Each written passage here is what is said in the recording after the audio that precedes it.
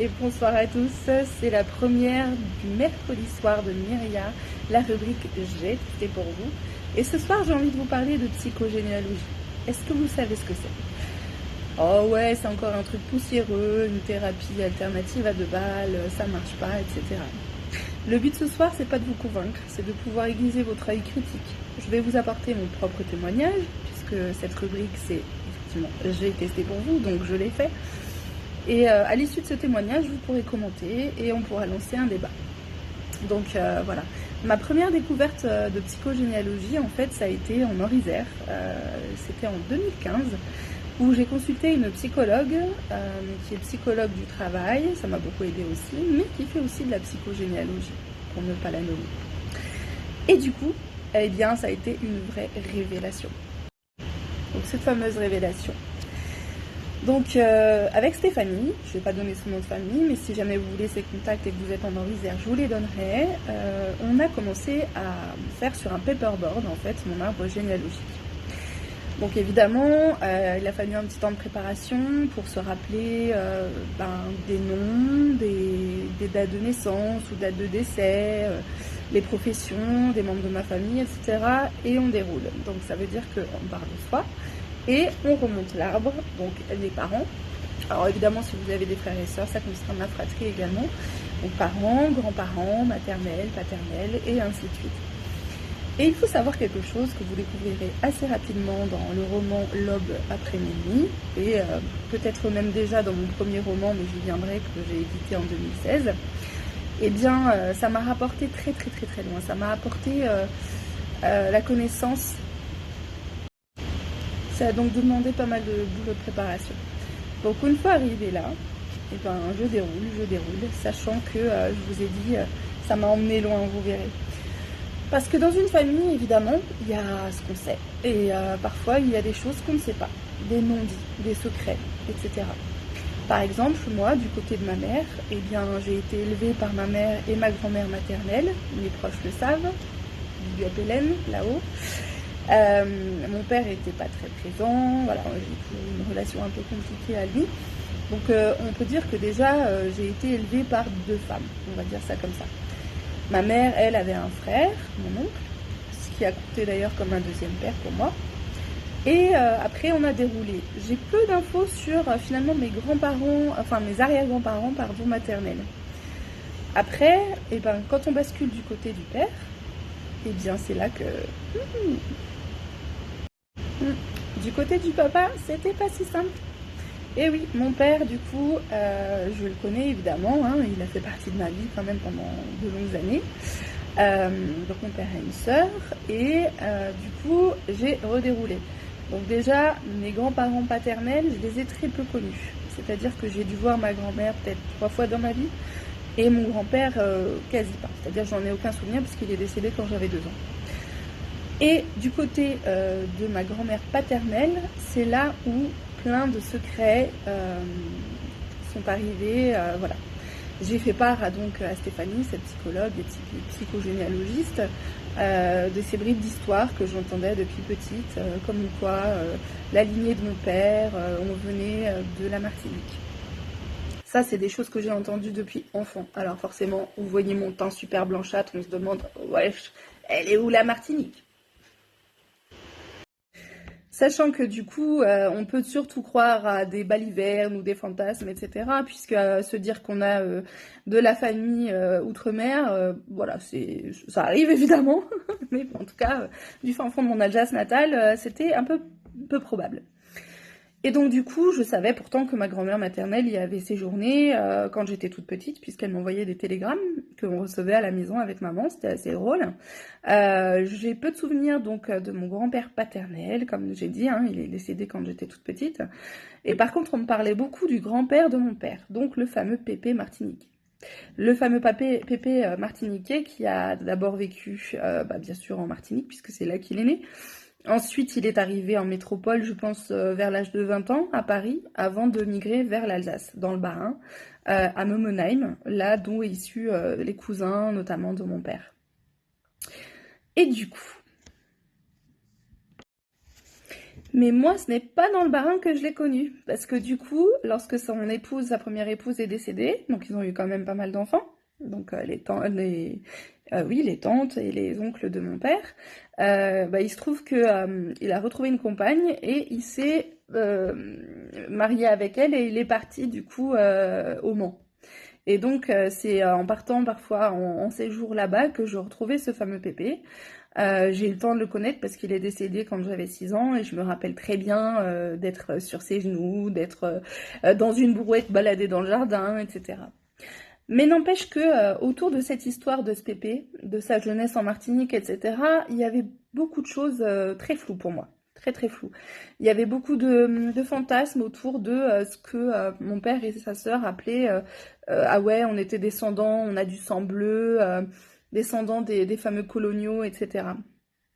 Colons, pardon. Mais là, je vais déjà beaucoup trop vite en besogne, parce qu'en fait, le début du travail avec Stéphanie, pour en revenir à cette séance première de psychogénéalogie en 2015, eh ben, c'était déjà de repérer les dates anniversaires. Ça, on le retrouve beaucoup dans son ouvrage Aïe mes aïeux. Je vous donnerai du coup toutes les sources et des photos à l'issue de cette vidéo. Et donc du coup, j'ai pu faire des liens déjà avec ma propre vie. Par exemple, le décès de mon oncle, que je considérais comme mon père, eh ben, il est survenu quasiment à la même date où aurait dû naître ma fille. Mon divorce, par exemple, mon premier mariage, le divorce, eh ben, c'était à quelques jours près, le même jour que la naissance de mon fils. Donc comme quoi il y a des répétitions, des dates anniversaires, alors soit dans le bon sens, c'est-à-dire des nouvelles dates qui réparent des dates plus sombres par le passé, ou parfois des dates comme une répétition, quelque chose qui se répète, qui est lors du blocage, de choses qui bloquent dans la lignée. Ce qu'il est important de savoir aussi en psychogénéalogie, je parlais de la fratrie tout à l'heure, moi personnellement je suis fille unique, mais on va s'attacher aussi à voir le rang que vous occupez dans la fratrie. Et du coup, ben, par exemple, ma grand-mère paternelle, elle était la première, l'aînée. Après, il y en a eu d'autres. Il y a eu des morts-nés, c'est important aussi de le savoir, ou des enfants qui sont morts en bas âge, ou d'autres qui sont nés tout de suite après. Il y a aussi des symboliques de prénoms. Par exemple, mon grand-père maternel s'appelle René. Et en psychogénéalogie, on va faire attention à ça. Est-ce qu'il n'y a pas eu un enfant décédé avant pour qu'on choisisse ce nom comme quelqu'un qui renaît? Voilà, bon, ça semble un peu perché, mais ça se tient, je vous jure. Et donc du coup, cette première séance m'a permis de voir des répétitions aussi sur des personnes de ma famille qui n'ont pas eu d'enfants, c'est-à-dire des branches qui ont été coupées, notamment au niveau de la sœur de mon père. Une autre chose justement, c'est, voilà, après le rang dans la famille, c'est le sexe. Est-ce que vous êtes né, fille, garçon, dans quel ordre, etc. Et en fait, pour faire court, parce que pourquoi psychogénéalogie? C'est que ce n'est pas que de la généalogie. Comme je l'ai dit, on décrypte beaucoup des dates anniversaires, des répétitions, des blocages, etc. Et bah pour ma part, par exemple, je me suis dit, ok, j'ai l'impression qu'il y a un truc qui bloque avec les femmes de ma famille qui peuvent pas avoir d'enfants ou qui ont rejeté leurs enfants. Donc des choses qui se répètent depuis la lignée de ma grand-mère paternelle, la sœur de mon père, etc. Enfin voilà, sans dévoiler trop leur vie, mais voilà, c'est pour illustrer un petit peu ce genre de répétition. Et moi, par exemple, j'en suis venue à cette séance à me dire, ok, j'ai l'impression que j'aurais pas dû naître fille, que j'aurais eu moins de problèmes dans mon lien avec mon papa si j'étais née garçon, par exemple. Voilà, donc ensuite, en tous les cas, le but ici, c'est d'être plutôt dans des généralités et vous donner des tips par rapport à la psychogénéalogie. Donc je vais pas non plus faire ma psychothérapie devant vous ce soir, je l'ai déjà fait et ça servirait à rien. En tous les cas, à l'issue de cette première séance, Stéphanie m'a dit, bon bah voilà, forcément travailler sur son arbre, ça a des effets, ça il faut le savoir, pas que sur vous. C'est-à-dire que quand vous débloquez les choses, et bah c'est toute la lignée qui en prend un coup. Dans le bon sens, hein, en général. On débloque et du coup il y a des choses qui se passent de façon assez naturelle pour tout le reste de la famille, là où il y avait des nœuds, ou des fantômes comme on appelle ça, les fantômes familiaux. Ça veut dire des choses vraiment qui étaient bloquées de chez bloquées et du coup qui peuvent même amener à de la somatisation de problèmes voilà, d'un certain ordre, des maladies qui se répètent, des décès, etc., voire même des suicides. Bon, on n'est pas là pour parler du pire. Et donc à l'issue de cette séance, elle m'a dit, attention, si jamais tu fais des rêves ou etc., note bien tout ce qui se passe pour toi. Donc, ok, je repars, je me dis, bon, bah, je vais être alerte un peu sur mes rêves. De toute façon, c'est un peu mon dada, hein, depuis mon cursus en psycho. Je dis pas que j'analyse tous mes rêves, mais quand il y en a des marquants ou des un peu chelous, ça mérite de s'y pencher un petit peu. Et donc, du coup, eh ben, figurez-vous, ce qui est arrivé, c'est bien plus qu'un rêve. C'est qu'à l'époque, j'habitais en Nord-Isère et je bossais à Lyon, donc je prenais un car tous les jours pour aller bosser, aller-retour. Et en fait, j'ai commencé à écrire. Il y a des choses qui me sont venues instinctivement. J'ai écrit. Donc ça, c'était en 2015. Et en fait, c'est ce qui a donné mon premier roman que j'ai auto-édité en 2016 et qui s'intitule Lié à moi. Si jamais vous êtes intéressé, faites-le moi savoir. Il en reste encore quelques exemplaires. Donc quand même écrire un livre, donc j'ai forcément remercié Stéphanie et c'était quand même comme accoucher de quelque chose.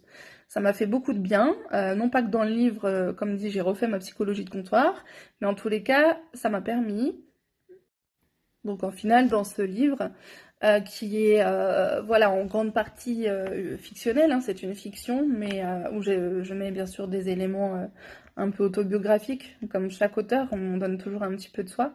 Et du coup, à la fin du bouquin, en tout cas, j'ai pu parler de ces racines retrouvées, sans vraiment savoir encore de quoi vraiment je parlais. C'était pur imaginaire, quoi. Mais en tout cas, ça parlait de retourner en Martinique et d'aller consulter des sagesses anciennes qui pourraient plus m'éclairer sur d'où je viens, etc. Et en fait, il y a eu une grosse pause. Et j'ai repris mes propres recherches généalogiques, en fait, début 2024. Et d'un coup, d'un seul, ce qui m'est venu, c'est, bah, en fait, vas-y. Vas-y. Parce que du coup, j'avais glané beaucoup d'actes de naissance, de décès, des actes, voilà, civils, pour pouvoir vraiment agrémenter mon arbre. Parce que ce qui est important de savoir, c'est que c'est important de s'ancrer, en fait, dans les faits, dans la réalité. En tout cas, moi, ça m'incombait d'être dans la vérité. C'est-à-dire qu'il y avait le discours de mon père, ma famille paternelle, etc., par rapport à cette histoire de Martinique, de nos ancêtres. Donc, comme je l'évoquais tout à l'heure, mais je ne suis pas allée au bout. Du coup, effectivement, ce qui se disait, c'était qu'on était issus d'une double lignée, c'est-à-dire d'une union illégitime entre un descendant de colons, béquets, et une branche d'anciens esclaves affranchis. Sauf que du coup, dans le discours de ma famille, on parlait que des blancs en fait, jamais des autres. Et du coup, c'était quand même bizarre parce que mon pépé, il était sacrément métis. Et mon papa l'est aussi. Voilà, moi j'ai perdu en couleur, mais voilà. Et donc du coup, c'est vraiment l'autre pan de l'histoire que j'avais besoin de découvrir. D'où l'achat du billet d'avion et mon départ. Donc j'ai débarqué en Martinique en février 2024, pendant les vacances scolaires, seule. J'ai réservé du coup mon vol, l'hébergement, la location de la voiture, etc. Armée de tout ce que j'avais glané comme info, les points de chute, etc. de mes ancêtres, etc. J'ai fait mon petit périple. Et j'ai même réussi à retrouver des gens vivants. C'est-à-dire des descendants d'une branche cousine à nous, Black. Et notamment, ça a été vraiment une reconnexion à une partie de moi-même.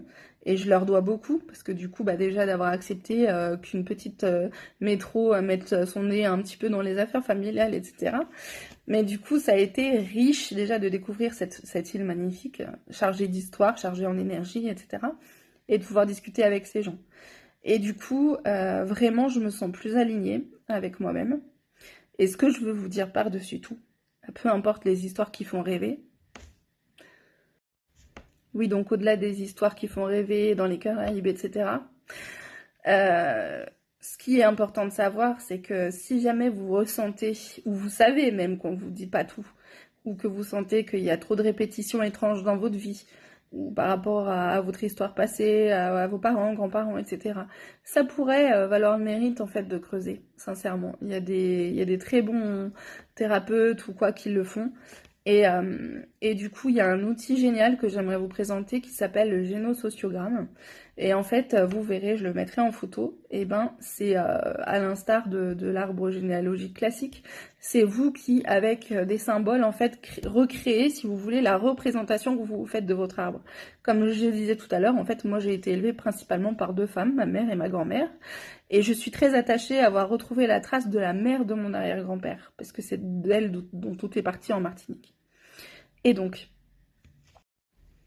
Et donc, si moi je devais faire ce fameux génosociogramme, au lieu d'avoir un arbre classique où vous avez la petite Béné et ses deux parents, etc., grands-parents d'un côté et de l'autre, eh bien, désolée pour mon papa, il reste dans mon cœur et ça reste celui qui m'a faite, mais j'aurais tendance plus à me retrouver dans un schéma de type je suis là, et au-dessus de moi, j'ai deux branches fortes, qui est ma mère et ma grand-mère, et une troisième finalement en filigrane, pardon, qui pourrait être la mère de mon pépé.